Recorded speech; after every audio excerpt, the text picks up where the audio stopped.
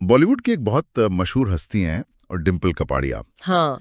तो 1989 में वो जयपुर के एक महल में लेकिन नाम की एक फिल्म की शूटिंग कर रही थी। अच्छा, जिसकी कहानी एक आत्मा के बारे में थी, है ना? बिल्कुल। तो एक रात शूटिंग के बाद डिम्पल कपाड़िया अपने कमरे में थी और अचानक उन्होंने अपने बिस्तर पर एक औरत को बैठे हुए देखा। और उन्हें लगा कि वो एक भूत थी। उन्हें पूरा यकीन हो गया। और देखिए, ये कोई अकेली कहानी नहीं है। दुनिया भर में लाखों करोड़ों लोग हैं जो दावा करते हैं कि उन्होंने भूत, प्रेत या आत्माओं को महसूस किया है। बिल्कुल। द कॉन्जूरिंग जैसी बड़ी बड़ी हॉलीवुड फिल्में तो बाकायदा सच्ची घटनाओं से प्रेरित होने का टैग लगा कर आती हैं। हाँ। फिर गोस्ट हंटर जैसे टीवी शो हैं, फिर यूट्यूब पर स्टीव हॉफ जैसे लोग हैं जो दावा करते हैं कि वो आत्माओं से बात कर सकते हैं। तो आज हम यही देखने वाले हैं कि इन दावों में आखिर कितना दम है।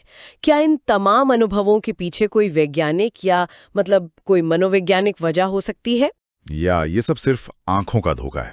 हाँ, या कोई चालाकी है, या फिर मामला वाकई कुछ और है।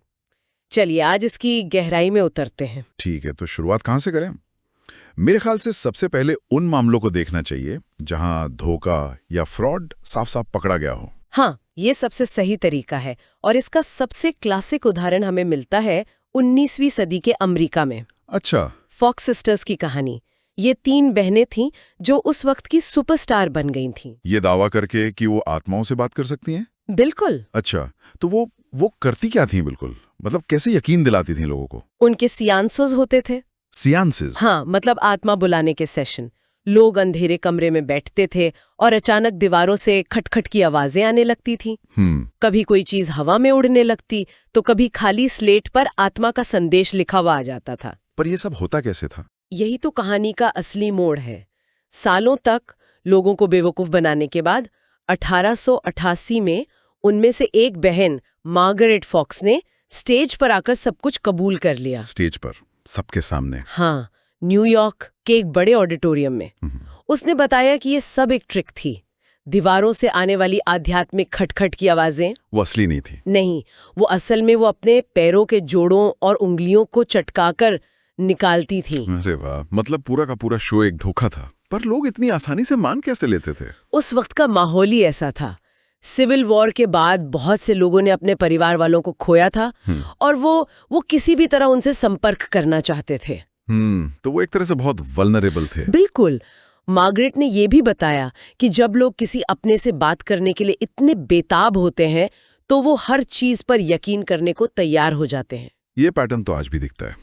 ऐसा ही एक और बहुत मशहूर मामला न्यूयॉर्क के एमिटीविल हॉन्टेड हाउस का है ना? हाँ, बिल्कुल। 1974 में रॉनी डिफ्यू जूनियर नाम के लड़के ने अपने माता पिता और 4 भाई बहनों की सोते हुए हत्या कर दी। और कोर्ट में उसने कहा कि घर के अंदर से आने वाली डरावनी आवाजों ने उसे ऐसा करने पर मजबूर किया था। हाँ, और फिर उस घर में जो दूसरा परिवार रहने आया, जॉर्ज और कैथी लट्स का परिवार, उनके साथ भी अजीब घटनाएं हुई। हाँ, उन्होंने दावा किया कि दीवारों से हरी बलगम जैसी चीज निकलती थी, अजीब गंध आती थी, भूत दिखाई देते थे। और इसी पर किताब और फिल्म बनी। बिल्कुल।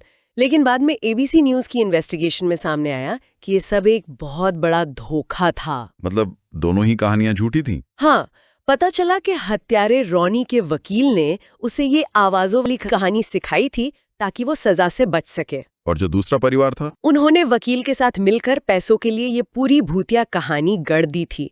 उन्हें पता था कि इस कहानी से किताब और फिल्म के सौदों में लाखों डॉलर कमाए जा सकते हैं। कमाल है। और ऐसा ही एक मामला तो हाल ही में भारत में भी हुआ था, दिवंगत अभिनेता सुशांत सिंह राजपूत को लेकर। हाँ, स्टीव हफ नाम के एक अमेरिकी पैरानॉर्मल रिसर्चर ने एक वीडियो डाला जिसमें उसने दावा किया कि वो सुशांत की आत्मा से बात कर रहा है। और हमारे न्यूज चैनलों ने उसे प्राइम टाइम पे दिखाया। ऐसे दिखाया जैसे ये कोई बहुत बड़ी खोज हो। मैंने भी देखा था वो, पर बाद में पता चला कि वो भी फर्जी था। हाँ, एक इंस्टाग्राम यूजर ने सबूतों के साथ ये साबित कर दिया कि स्टीव हफ ने सुशांत के एक पुराने इंटरव्यू से ऑडियो क्लिप्स निकालकर उन्हें तोड़ मरोड़ कर अपने वीडियो में इस्तेमाल किया था। और इस सच्चाई को शायद ही किसी ने दिखाया। दुख की बात यही है, जिस मीडिया ने उस फर्जी वीडियो को घंटों तक दिखाया, उन्होंने इस सच्चाई को शायद कुछ मिनट भी नहीं दिए, क्योंकि अंधविश्वास की टीआरपी हमेशा तर्क से ज्यादा होती है। ठीक है, तो ये तो हुए वो मामले जहां साफ साफ धोखा और पैसों का खेल था। लेकिन हर कोई तो धोखेबाज नहीं होता है ना। कई लोग तो पूरी ईमानदारी से मानते हैं कि उन्होंने कुछ अजीब अनुभव किया है। बिल्कुल। जैसे वो स्पेनिश फिल्म वेरोनिका का मामला है। ये एक बहुत अच्छा सवाल है क्योंकि यहीं से चीजें थोड़ी जटिल होनी शुरू होती हैं। वेरोनिका फिल्म के पोस्टर पर लिखा था इंस्पायर्ड बाय ट्रू इवेंट्स। यानी सच्ची घटनाओं से प्रेरित। हाँ, यहाँ प्रेरित या इंस्पायर्ड शब्द को समझना बहुत जरूरी है। यह आधारित या बेस्ड ऑन होने से बहुत अलग है। इंस्पायर्ड बाय और बेस्ड ऑन में क्या फर्क है? बेस्ड ऑन का मतलब है कि कहानी के मुख्य किरदार, घटनाएं, वो सब काफी हद तक असलियत के करीब हैं।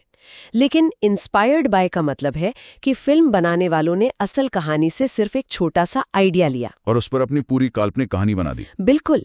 वेरोनिका के मामले में भी यही हुआ। अच्छा, तो असल कहानी क्या थी? असल कहानी 1991 की है, मैड्रिड में रहने वाली एस्टेफानिया गुटरेज लाजारो नाम की एक लड़की की। फिल्म में दिखाया है कि लड़की उइजा बोर्ड से खेलने के 3 दिन बाद मर जाती है। और असल में एस्टेफानिया की मौत उइजा बोर्ड सेशन के कई महीनों बाद अस्पताल में दौरे पड़ने से हुई थी। लेकिन एक मिनट, पुलिस रिपोर्ट में भी तो अजीब चीजों का जिक्र था। मतलब एस्टेफानिया की मौत के बाद उसके परिवार ने घर में पैरानॉर्मल गतिविधियां होने की शिकायत की थी। हाँ, की थी। तो अगर पूरा का पूरा परिवार एक ही बात कह रहा हो तो उसे कैसे नकार सकते हैं? और यहीं पर एक बहुत ही दिलचस्प साइकोलॉजिकल कंडीशन काम करती है। अच्छा, इसे मास साइकोजेनिक इलनेस या ज्यादा करीबी मामलों में शेयर्ड साइकोटिक डिसऑर्डर कहते हैं। शेयर्ड साइकोटिक डिसऑर्डर, ये क्या होता है? इसका मतलब है जब एक व्यक्ति का कोई गहरा विश्वास या डर या भ्रम उसके बहुत करीबी लोगों में भी फैल जाता है। एक से दूसरे में? हाँ, खासकर तब जब वो सब एक साथ किसी बड़े सदमे या तनाव से गुजर रहे हों। स्टेफानिया के परिवार ने अपनी जवान बेटी को खोया था। वो जाहिर तौर पर गहरे दुख में थे। तो ऐसे में बहुत मुमकिन है कि परिवार के एक सदस्य का विश्वास या डर बाकी सब पर भी हावी हो गया हो। क्या इसका कोई और भी उदाहरण है? ये सुनने में बहुत अजीब लग रहा है। भारत में इसका सबसे दुखद उदाहरण दिल्ली का बुरारी केस है, जहां एक ही परिवार के 11 सदस्यों ने एक साथ आत्महत्या कर ली थी। हाँ, मुझे याद है। जांच में पता चला कि परिवार के एक सदस्य को ये विश्वास हो गया था कि उसके मृत पिता की आत्मा उससे बात करती है। धीरे धीरे उसका ये विश्वास पूरे परिवार पर इस कदर हावी हो गया कि सबने मिलकर मौत को गले लगा लिया। अरे बाप रे! मतलब एक इंसान का भ्रम पूरे परिवार को अपनी चपेट में ले सकता है। बिल्कुल, ये शेयर्ड साइकोटिक डिसऑर्डर का एक टेक्स्ट बुक केस है। ये भूत प्रेत से भी ज्यादा डरावना है। तो ठीक है, दिमाग के ये खेल तो समझ आ रहे हैं, पर उन चीजों का क्या जो आत्माओं से बात करने के लिए इस्तेमाल होती है? मेरा मतलब है उइजा बोर्ड। हाँ, उइजा बोर्ड। वो कैसे काम करता है? कई लोग कसम खाकर कहते हैं कि वो पॉइंटर को नहीं हिला रहे होते। हाँ, और वो लोग शायद झूठ भी नहीं बोल रहे होते। उन्हें सच में यही लगता है। तो फिर इसके पीछे जो वैज्ञानिक वजह है उसे इडियोमोटर इफेक्ट कहते हैं। इडियोमोटर इफेक्ट, ये क्या होता है? ये एक मनोवैज्ञानिक घटना है जहां हमारा शरीर हमारे अवचेतन मन मतलब सबकॉन्शियस माइंड के इशारे पर अनजाने में हरकत करता है और हमारे सचेत मन को इसका पता भी नहीं चलता। जैसे? इसका सबसे आम उदाहरण है हिप्निक जर्क। हाँ, अच्छा, वो जो सोते हुए अचानक लगता है कि हम कहीं से गिर रहे हैं और हम झटके से जाग जाते हैं। एग्जैक्टली। उस वक्त हमारा शरीर बिना हमारे सचेत नियंत्रण के हरकत करता है। उइजा बोर्ड पर भी यही होता है। जब लोग सवाल पूछते हैं तो उनका अवचेतन मन पहले से ही एक जवाब सोच चुका होता है। और फिर हमारा दिमाग हमारे हाथ की मांसपेशियों को बहुत ही छोटे, लगभग अदृश्य सिग्नल भेजता है, जिससे पॉइंटर उस जवाब की तरफ खिसकने लगता है। मतलब करने वाला हमारा हाथ ही होता है? हाँ, पर क्योंकि ये सचेत रूप से नहीं होता, हमें लगता है कि कोई बाहरी शक्ति ऐसा कर रही है। एक मिनट, क्या इसे खुद अनुभव करने का कोई तरीका है? हाँ, एक बहुत आसान सा पेंडुलम प्रयोग है। एक अंगूठी या चाबी जैसी कोई भी हल्की चीज लेकर उसे एक धागे से बांध लें। ठीक है। अब धागे को पकड़कर पेंडुलम को अपनी आंखों के सामने स्थिर लटकाएं। हाथ बिल्कुल स्थिर रखें। अब सिर्फ अपने मन में सोचें कि पेंडुलम घड़ी की सुई की दिशा में गोल गोल घूमे। उसे हिलाना नहीं है? बिल्कुल नहीं, सिर्फ सोचना है। और फिर क्या होगा? आप हैरान हो जाएंगे जब आप देखेंगे कि कुछ ही सेकंड में पेंडुलम सच में उसी दिशा में घूमने लगेगा। वाह, ये तो कमाल है। मतलब हमारा अपना दिमाग ही हमें इस हद तक धोखा दे सकता है। उनका हाथ पकड़कर लिखवा रही है। अच्छा, उइजा बोर्ड तो समझ आ गया, लेकिन उन घोस्ट हंटर्स का क्या जो टीवी पर बड़े बड़े डिवाइस लेके घूमते हैं? वो ईएमएफ मीटर जैसी चीजें, वो तो वैज्ञानिक उपकरण है ना? उपकरण तो वैज्ञानिक हैं, लेकिन उनका इस्तेमाल और उनकी रीडिंग को समझाने का तरीका अक्सर बहुत अवैज्ञानिक होता है। जैसे ईएमएफ मीटर। हाँ, ईएमएफ मीटर।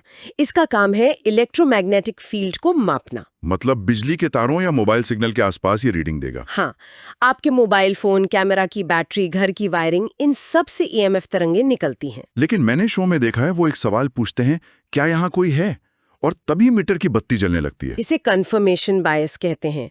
वो 10 बार सवाल पूछते हैं और मीटर शांत रहता है, लेकिन 11वीं बार जब वो सवाल पूछते हैं और उसी वक्त पास से कोई पुलिस की गाड़ी गुजरती है तो उसके वायरलेस से मीटर बीप कर जाता है। हाँ, और वो उसे ही सबूत मान लेते हैं।